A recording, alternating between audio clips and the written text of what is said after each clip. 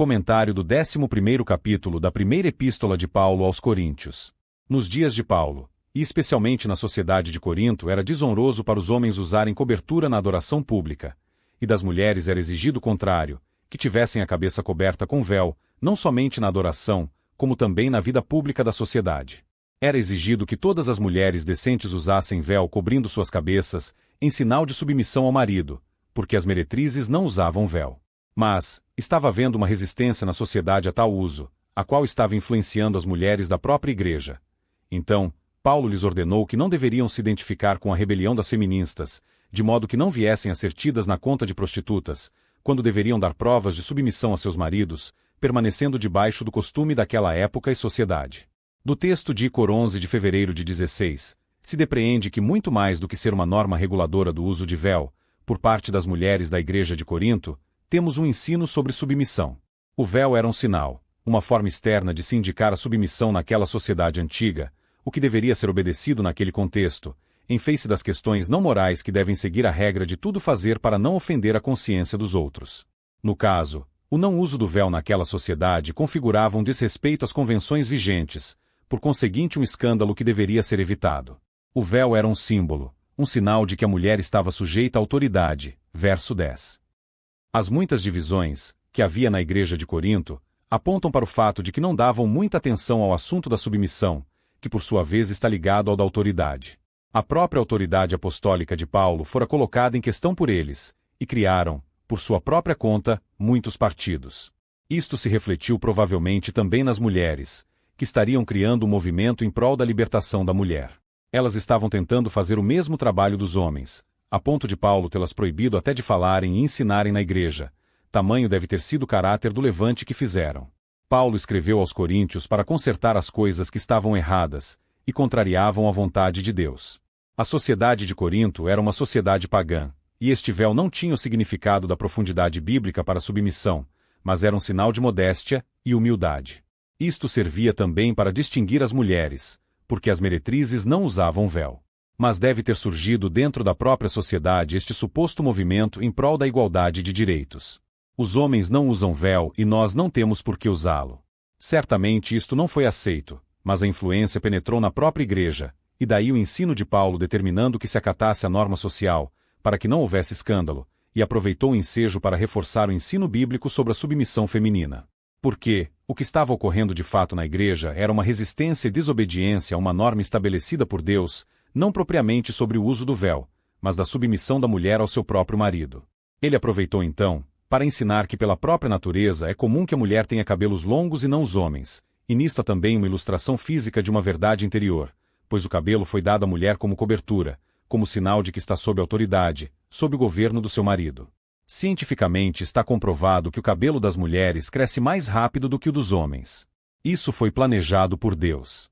Isso é um assunto genético e indica que Deus deu cabelo às mulheres, que cresce mais rápido, como um sinal de submissão para elas. Assim Paulo diria em outras palavras, não é algo ruim usar véu, porque é algo muito próximo daquilo que Deus planejou. A partir do verso 17, Paulo tratou da questão da forma irreverente e profana como os coríntios estavam se reunindo no culto público, especialmente na ceia do Senhor, e no uso dos dons sobrenaturais extraordinários do Espírito Santo, sobre o qual discorreu nos capítulos seguintes a este 11º de Coríntios. O culto público tem o propósito de adorarmos a Deus em espírito e verdade, de forma que sejamos aperfeiçoados em nossa espiritualidade. No entanto, o modo pelo qual os coríntios estavam agindo estava lhes tornando cristãos piores, agravando a imagem da Igreja de Cristo, em vez de trazer honra e glória. Ainda que importe que sempre haja algum joio na Igreja, com suas heresias, para que sejam manifestados os verdadeiros cristãos, que são aprovados pelo Senhor, mas a Igreja de Corinto estava vivendo em dissensões, e não poderia cumprir, desta forma, o santo propósito de Deus. Eles estavam fazendo da Santa Ceia uma ocasião de banquete para comensais e bebedeiras, de forma que estavam desprezando a Igreja de Deus, que deve ser santa, sem mácula e ruga. A ceia era um memorial da morte de Cristo, da nova aliança que ele fez com os cristãos através do seu sangue, para que fossem purificados e perdoados de seus pecados. Como poderiam, então, estar transformando um memorial sagrado num ato de luxúria carnal? Portanto, estavam sendo culpados diante de Deus, por estarem dando um tratamento indigno a algo que deveria ser reverenciado e honrado. Participando da ceia de modo indigno, estavam pecando contra o corpo e o sangue que o Senhor havia derramado na cruz, porque estavam considerando tal bênção com desprezo, pela forma que agiam em relação à ceia, pensando se tratar de um banquete carnal, para satisfazer suas paixões carnais. O Senhor seria o vingador destas coisas, e, portanto, deveriam se examinar quanto ao estado dos seus corações, se estavam santificados ou não, para participarem da ceia sem culpa de comer o pão e beber o cálice do Senhor indignamente. A desconsideração da necessidade de santidade para participar da ceia do Senhor estava sendo a causa da condenação de muitos, de modo que havia entre eles muitos fracos, doentes e muitos que estavam morrendo, por motivo de um juízo de Deus contra a forma desordenada em que estavam vivendo. Bem faziam os antigos puritanos, que se examinavam não apenas no dia da ceia, mas que julgavam o seu modo de viver pelas Escrituras, e pelo Espírito, todos os dias e momentos de suas vidas, de modo a serem achados aprovados por Deus. Isto explica bastante, porque foram tão abençoados e usados por Deus, a par de todas as perseguições e tribulações que tiveram que suportar por causa da sua fidelidade. Quando fazemos este exame e julgamento de nós mesmos, acertamos o passo, e ficamos livres dos juízos corretivos do Senhor. V 31. Mas ainda que sejamos julgados pelo Senhor, Ele o faz para nos disciplinar, de forma a não sermos condenados juntamente com o mundo. Passamos agora à leitura do 11º capítulo de 1 aos Coríntios. Verso 1.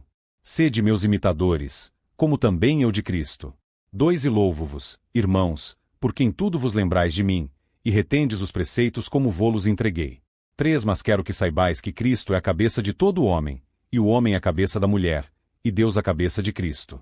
4 Todo o homem que ora ou profetiza, tendo a cabeça coberta, desonra a sua própria cabeça. 5 Mas toda mulher que ora ou profetiza com a cabeça descoberta, desonra a sua própria cabeça, porque é como se estivesse rapada. 6 Portanto, se a mulher não se cobre com véu, tosquie-se também. Mas, se para a mulher é coisa indecente tosquiar-se ou rapar-se, que ponha o véu. 7 O homem, pois, não deve cobrir a cabeça, porque é a imagem e glória de Deus, mas a mulher é a glória do homem. 8 Porque o homem não provém da mulher, mas a mulher do homem. 9 Porque também o homem não foi criado por causa da mulher, mas a mulher por causa do homem. 10 Portanto, a mulher deve ter sobre a cabeça sinal de poderio, por causa dos anjos. 11 Todavia, nem o homem é sem a mulher, nem a mulher sem o homem, no Senhor. 12 Porque, como a mulher provém do homem, assim também o homem provém da mulher, mas tudo vem de Deus. 13 Julgai entre vós mesmos, é decente que a mulher ore a Deus descoberta? 14 Ou não vos ensina a mesma natureza que é desonra para o homem ter cabelo crescido? 15 Mas ter a mulher cabelo crescido lhe é honroso, porque o cabelo lhe foi dado em lugar de véu. 16 Mas, se alguém quiser ser contencioso, nós não temos tal costume, nem as igrejas de Deus. 17 Nisto, porém, que vou dizer-vos não vos louvo, porquanto vos ajuntais, não para melhor, senão para pior. 18 Porque antes de tudo ouço que, quando vos ajuntais na igreja, há entre vós dissensões, e em parte o creio. 19 E até importa que haja entre vós heresias, para que os que são sinceros se manifestem entre vós. 20 De sorte que, quando vos ajuntais num lugar, não é para comer a ceia do Senhor. 21 Porque, comendo, cada um toma antecipadamente a sua própria ceia, e assim um tem fome e outro embriaga-se. 22 Não tendes porventura casas para comer e para beber? Ou desprezais a igreja de Deus, e envergonhais os que nada têm? Que vos direi? Louvar-vos-ei? Nisto não vos louvo. 23 Porque eu recebi do Senhor o que também vos ensinei, que o Senhor Jesus, na noite em que foi traído, tomou o pão. 24 Tendo dado graças, o partiu e disse, Tomai, comei. Isto é o meu corpo que é partido por vós. Fazei isto em memória de mim. 25 Semelhantemente também, depois de cear, tomou o cálice, dizendo, Este cálice é o novo testamento no meu sangue. Fazei isto, todas as vezes que beberdes, em memória de mim. 26 Porque todas as vezes que comerdes este pão e beberdes este cálice anunciais a morte do Senhor, até que venha. 27 Portanto, qualquer que comer este pão, ou beber o cálice do Senhor indignamente, será culpado do corpo e do sangue do Senhor. 28 Examine-se, pois, o homem a si mesmo, e assim coma deste pão e beba deste cálice. 29 Porque o que come e bebe indignamente, come e bebe para sua própria condenação, não discernindo o corpo do Senhor. 30 Por causa disto há entre vós muitos fracos e doentes, e muitos que dormem. 31 Porque, se nós nos julgássemos a nós mesmos, não seríamos julgados. 32 Mas, quando somos julgados, somos repreendidos pelo Senhor, para não sermos condenados com o mundo. 33 Portanto, meus irmãos, quando vos ajuntais para comer, esperai uns pelos outros. 34 Mas, se algum tiver fome, coma em casa, para que não vos ajunteis para condenação. Quanto às demais coisas, ordená-las-ei quando for.